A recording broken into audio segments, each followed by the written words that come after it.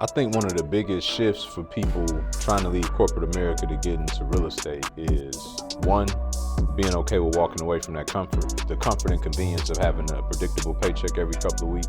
And two, understanding that this will be the first time in your life to where there'll be less predictability than that. Because every day you got to get up and go create the wealth that you want. Now, the beautiful part about it is there's no ceiling, no cap, no limitation to that.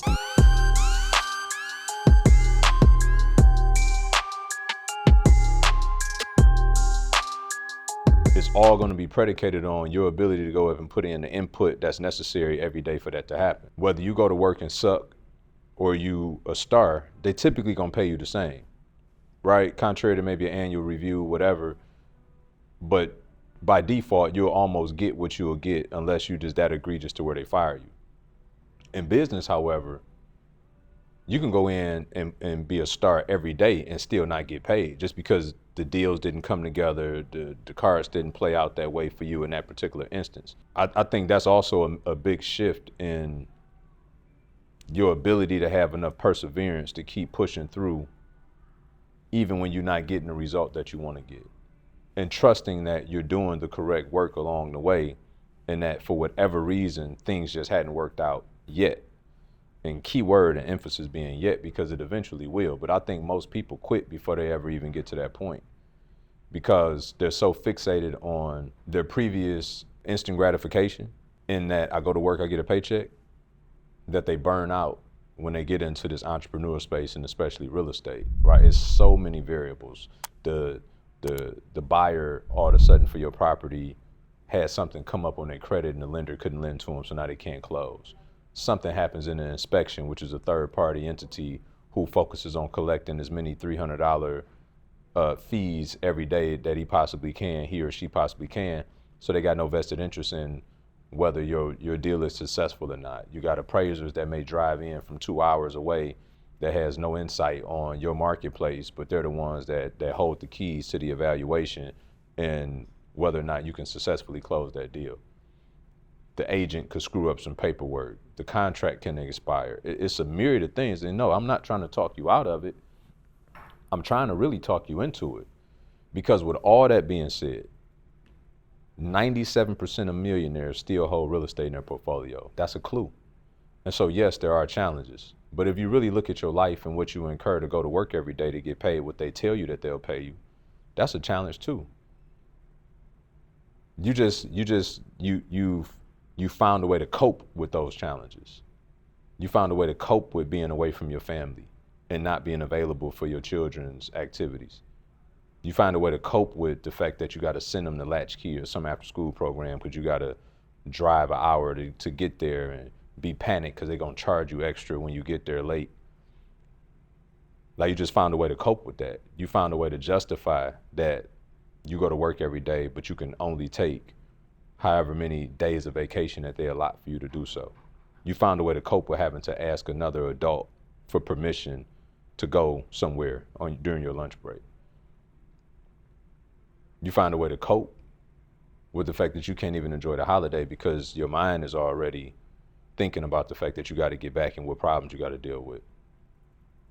Or that you keep making these purchases to escape the reality that you don't like, to then only have to do more of the reality that you don't like to pay for said things that you just bought. Christmas, birthday, holiday, vacations. Listen, I hope you guys are enjoying this video. I just want to tell you really briefly, if you are an aspiring investor or you are an active investor and you want to scale your business through remote investing, you have to go get a copy of my ebook, The Top 5 Things That You Need to Know About Investing in Real Estate Remotely. There's no fluff. It is practical application on how you can go out and build a solid remote investing business with all the fundamentals that you need. There's the link in the description below. Go out, get you a copy of that book, and also make a comment. Let me know how it's helped you. All right, now back to the video, y'all. So it's issues on either side, but on one of them, it's a cycle that you will never get out of because everything that you pay for in your life is predicated on your ability to generate income from that employer. And that's why they got their hooks in you. And the more money they give you, the more responsibility they give you, and the more stuff that you continue to buy to increase your lifestyle. So now You even more dependent because you just got that Benz, you just got that BMW.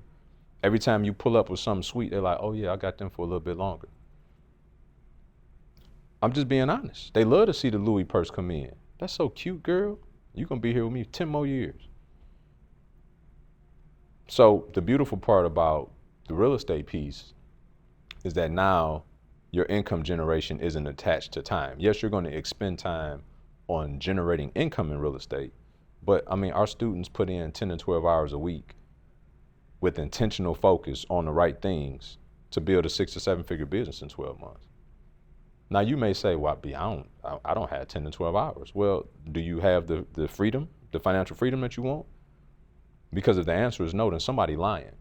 Either you really don't want financial freedom or you really do have the 10 to 12 hours. It's just that you're not using them in the right place right now. You go find 10, 12 hours if you needed to. Go look at your Netflix log. Go look at your social media log. Like, you got 10, 12 hours. Look at that. Look at how long you stay on the phone with your girl, you know, on your lunch break and while you're at your desk in your cubicle trying to pass. You got 10 to 12 hours. You're just not using it the right way.